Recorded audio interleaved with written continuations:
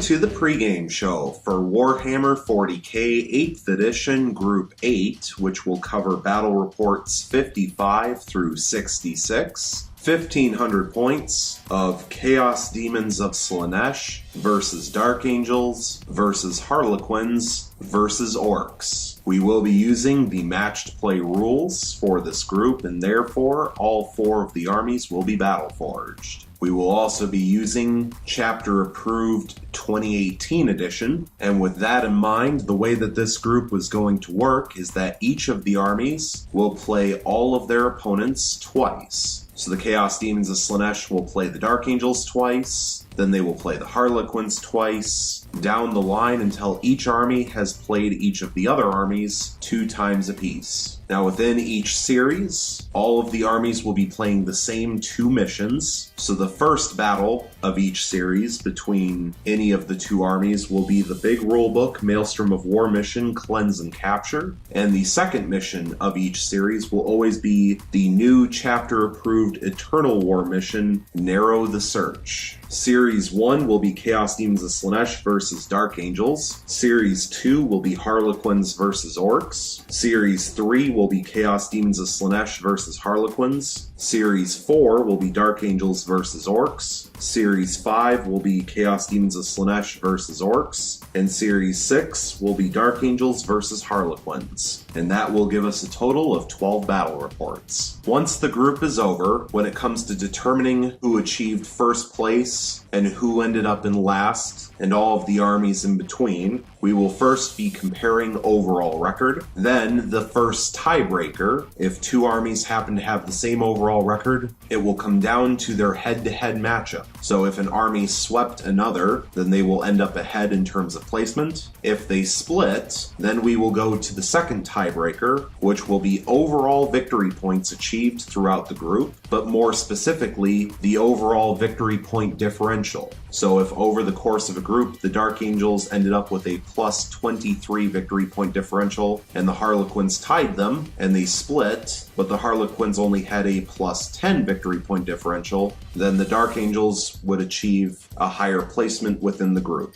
And if somehow they're still tied, it will then come down to the head-to-head victory point differential. And if even after that we still have a tie, it will then come down finally to the power level of each list, with the lower power level getting the advantage. And this will guarantee that there are no ties at the end because all 4 armies have a slightly different power rating. Speaking of which, we will now go into breaking down each of the armies individually in order to talk about what all of the armies are bringing in terms of war gear.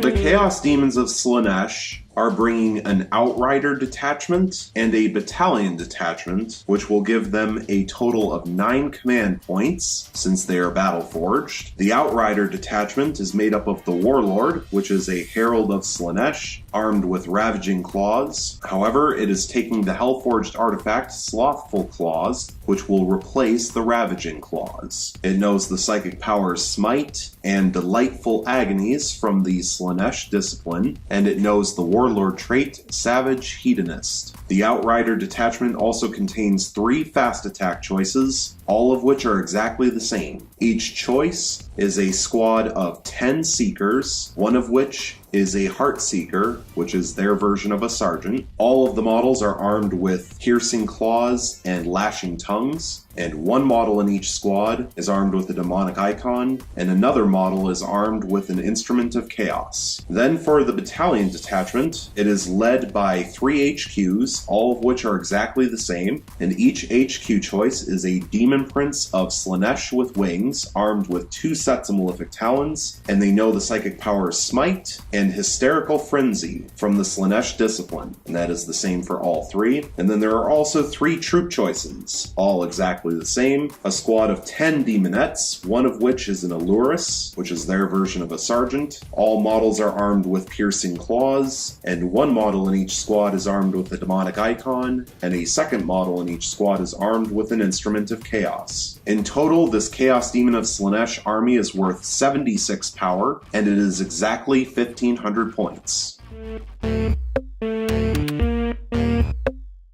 Dark Angels army is made up of a battalion detachment and a vanguard detachment, and therefore, since it is battle forged, they will have 9 command points available for each battle report. In the battalion detachment, the first HQ choice, which is also the warlord for this army, is a master in cataphractii armor. He is armed with a pair of lightning claws, the relic of Caliban, the Shroud of Heroes, and he knows the warlord trait, Stubborn Tenacity. The second HQ choice for the battalion detachment is a lieutenant, armed with a bolt pistol, a pair of lightning claws, frag, and crack grenades. There are 5 troop choices in this battalion detachment. The first 2 choices are squads of 5 tactical marines. 1 regular tactical marine in each squad is armed with a plasma cannon. The other 3 regular tactical marines in each squad and the sergeant are armed with bolt guns. All 5 models in each squad are armed with bolt pistols, frag grenades, and crack grenades. The third and fourth troop choices are also squads of 5 tactical marines. However, the sergeant in each squad is armed with a lightning claw and a combi flamer. 1 of the regular tactical marines in each squad is armed with a flamer, and 3 of the regular tactical marines are armed with bolt guns. All 4 regular tactical marines are armed with bolt pistols in each squad, and all 5 models in each squad are armed with frag grenades and crack grenades. The fifth troop choice is a squad of 5 scouts. The sergeant is armed with a plasma pistol. The 4 regular scouts are armed with bolt pistols. All 5 models are armed with sniper rifles, frag grenades, and crack grenades. There are also 2 dedicated transports to round out the battalion detachment. Both are exactly the same, which is a Razorback armed with a twin assault cannon.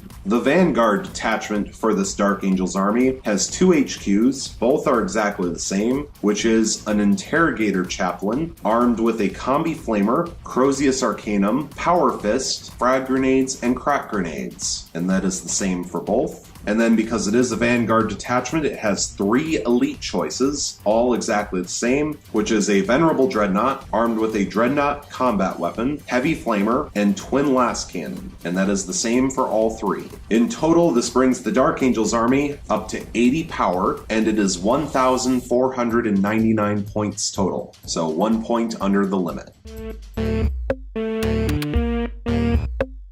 The Harlequins army will be bringing an Outrider detachment and a Battalion detachment, for a total of 9 command points since they are battle forged, and all of the models within this Harlequins army will be from the Mask of the Frozen Stars. In the Outrider detachment, there is 1 HQ choice, which will be the Warlord for this army, which is a Shadow Seer. The Shadow Seer is armed with a hallucinogen grenade launcher, a mist staff, a shuriken pistol, and it will be taking the Enigma of the Black Library, the Suit of Hidden Knives. The Shadow Seer will also know the psychic powers Smite, and then from the Phantasmancy discipline, the Shadow Seer will know Twilight Pathways and Shards of Light. The Shadow Seer will also know the Warlord trait, Luck of the Laughing God. Since this is an Outrider detachment, there are 3 fast attack choices, all 3 of which are exactly the same. Each fast attack choice is made up of a squad of 4 Skyweavers. 1 model in each squad is armed with a Star Bolas. The other 3 in each squad are armed with Zephyr Glaives. All 4 models in each squad are armed with Shuriken Cannons. And then for the Battalion detachment, we have 2 HQ choices, both exactly the same. Each choice is a Troop Master, armed with a Harlequin's Caress, a shuriken pistol, and plasma grenades. There are 3 troop choices in this battalion detachment. Each choice is exactly the same, and each choice is a troop made up of 5 players. All of the models in each squad are armed with a Harlequin's Caress, and they are all armed with shuriken pistols and plasma grenades as well.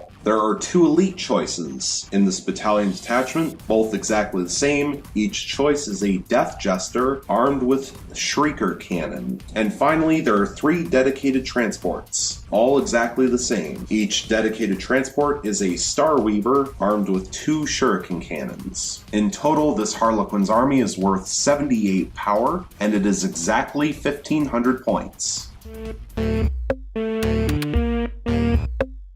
The The Ork army will be bringing an Outrider detachment, a Supreme Command detachment, and a Battalion detachment, for 10 command points total in each battle report thanks to being battle forged, and all of the models within this Ork army will be from the Evil Sons clan. Beginning with the Outrider detachment, we have one HQ choice, which will be the Warlord for this army, which is a Big Mech and Mega Armor, armed with a Power Claw, combi weapon with Scorcha, and custom force field. He will be taking the Shiny Gubbins Dakilla Claw, which will replace the Power Claw. He also knows the Warlord trait, Might is Right. Since this is an Outrider detachment, there are 3 fast attack choices. The first fast attack choice is a squad of 6 Warbikers, one of which is a Boss Knob. The Boss Knob has a big choppa. The 5 regular Warbikers have choppas. All 6 models have a slugga, and all 6 models have stick bombs and 2 Daka guns apiece, for 12 Daka guns total. The second fast attack choice is a Megatrack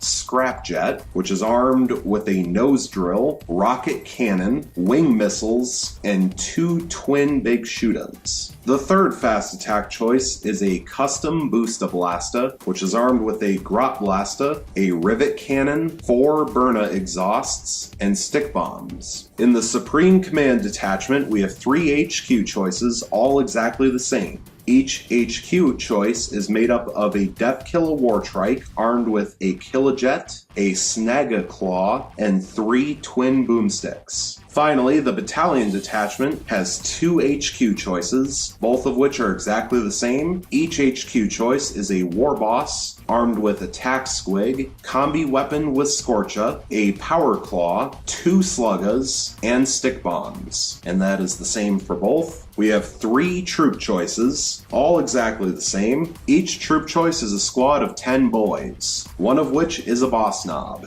The Boss Knob is armed with a Choppa and Slugga. 8 of the 9 regular Ork boys are armed with Shootas, and 1 of the regular Ork boys is armed with a big Shoota. All 10 models in each squad have stick bombs. There's 1 elite choice in this battalion detachment, which is a Pain Boy, armed with a Power Claw and an Erty Syringe. And finally, we have 1 heavy support choice, which is a single battle wagon, and it is armed with a Death Rolla, a Grot Rigger, a cannon, and 4 big Shootas. I realize that the model does not have a Death Rolla modeled on it, and that's because Games Workshop does not include the Death Rolla in the Battle Wagon kit anymore. So sometime in the future, when I have the time available, I will try to custom build one. However, was not able to get that done in time for this group. So pretend the Death Rolla is there. So this Ork army comes out to a total of 72 power and 1,499 points.